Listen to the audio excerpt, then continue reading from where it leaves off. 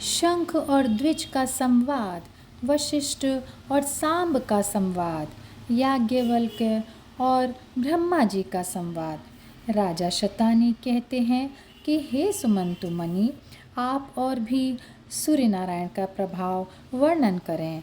आपका अमृत समान वचन सुनते सुनते मुझे तृप्ति नहीं होती। राजा का यह वचन सुन सुमंतु मुनि ने कहा कि हे राजन, इस विषय में शंख और द्विज का संवाद है, हम आपको श्रवण कराते हैं। एक अति रमणीय आश्रम था जिसमें वृक्ष फलों के भार से झुक रहे थे। कहीं मृग अपने श्रृंगों से परस्पर खुजाते थे, किसी ओर मयूरों का नृत्य और भृंगों की मधुर ध्वनि का कोलाहल हो रहा था। ऐसे मनोहर आश्रम के मध्य में अनेक तपस्वियों से सेवित शंख मुनि विराजमान थे।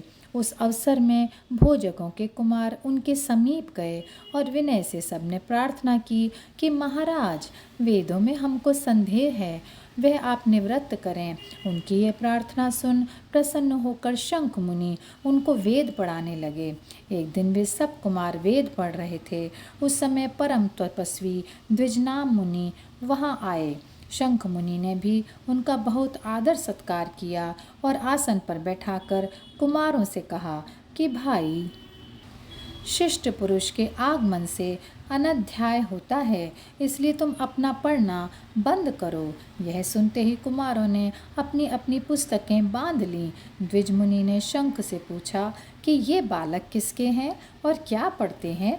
यह सुन शंख मुनि बोले कि महाराज, ये भोजकों के कुमार हैं और कल्पसूत्र सहित चारों वेद, सूर्य नारायण के पूजन और हवन का विधान, प्रतिष्ठा विधि, रथ यात्रा की रीति और सप्तमी तिथि का कल्प ये पढ़ते हैं। तब द्विज मुनि ने पूछा कि सप्तमी व्रत का क्या विधान है?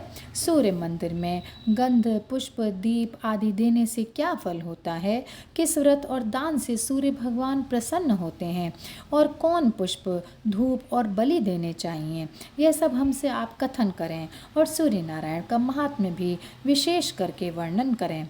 द्विज मुनि का यह वचन सुनकर शंख मुनि बोले कि हे महाराज, सांब और वशिष्ठ का संवाद हम वर्णन करते हैं। एक समय वशिष्ठ जी के आश्रम में सांब गए और उनके चरणों में प्रणाम किया। वशिष्ठ जी ने भी उनका बहुत सत्कार किया और अपने समीप बैठाकर पूछा कि हे सांब, तुम्हारा सब देह कुष्ठ से फट गया था, तो वह कैसे अच्छा हुआ? यह अति उत्तम रूप और अधिक तेज किसके करने से पाया, जरा मुझे बताओ।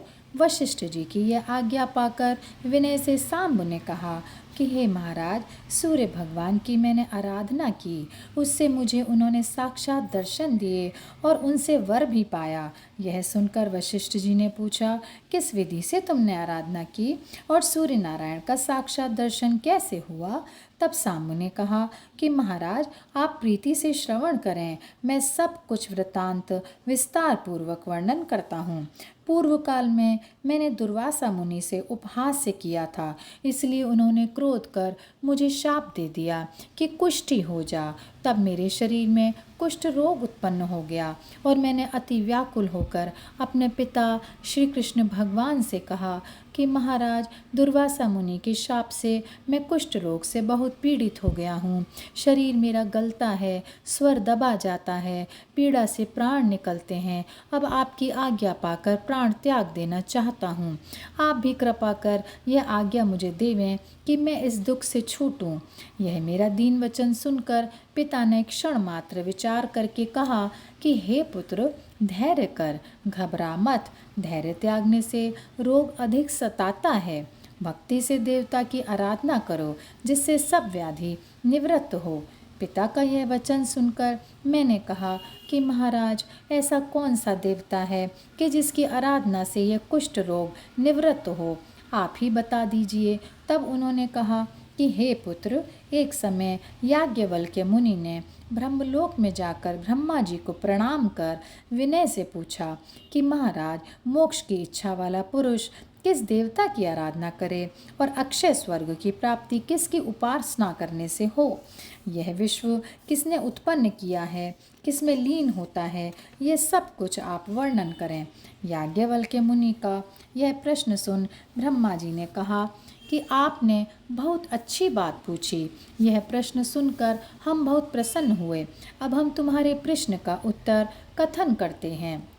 जो देवता अपने उदय के साथ ही सब जगत का अंधकार हर लेता है, तीनों लोकों को जो प्रकाशित करता है, अनादि, अनघन, अव्यय, शाश्वत, अक्षय, कर्म साक्षी, सर्प, देवता और जगत के स्वामी, पितरों का भी पिता, देवताओं का भी देव, जगत का आधार, सृष्टि, स्थिति और संहार करने वाला, योगी पुरुष वायु रूप होकर जिसमें लीन हो जाते हैं, जिसकी 1000 किरणों में देवता, मुनि और सिद्ध निवास करते हैं, जैसे वृक्ष की शाखाओं में पक्षी। जनक, व्यास, शुकदेव आदि योगी जिसके मंडल में प्रविष्ट हुए हैं, वे प्रत्यक्ष देवता सूर्य नारायण हैं। ब्रह्मा, विष्णु, शिव आदि देवताओं का नाम मात्र श्रवण में आता है, ये सब दृष्टिगोचर नहीं होते, और सूर्य नारायण सबको प्रत्यक्ष हैं, इसलिए सब देवताओं से उत्कृष्ट हैं। इसलिए हे याज्ञवल्क्य, तुम भी सूर्य नारायण को छोड़ और किसी की उपासना मत करो। इस प्रत्यक्ष देव की आराधना से सब फल प्राप्त हो सकते हैं। ब्रह्मा जी का यह वचन सुन याज्ञवल्क्य मुनि बोले कि हे महाराज, आपने बहुत उत्तम उपदेश मुझे किया। सूर्य नारायण का प्रभाव मैंने पहले भी बहुत बार श्रवण किया है, जिनके दक्षिण अंग से विष्णु, वाम से आप और ललाट से रुद्र उत्पन्न हुए हैं। फिर कौन देवता उनकी तुल्यता कर सकता है, और उनके गुण किससे वर्णन किए जाएं, जिनको एक बार प्रणाम करने से ही मुक्ति मिलती है। अब मैं उनकी आराधना का प्रकार सुनना चाहता हूँ कि जिससे संसार सागर का पार पाऊँ। कौन से व्रत, उपवास, दान, होम, जप आदि करने से सूर्य नारायण प्रसन्न होकर समस्त क्लेश हर लेते हैं, यह आप कृपा कर कर मुझे उपदेश दें।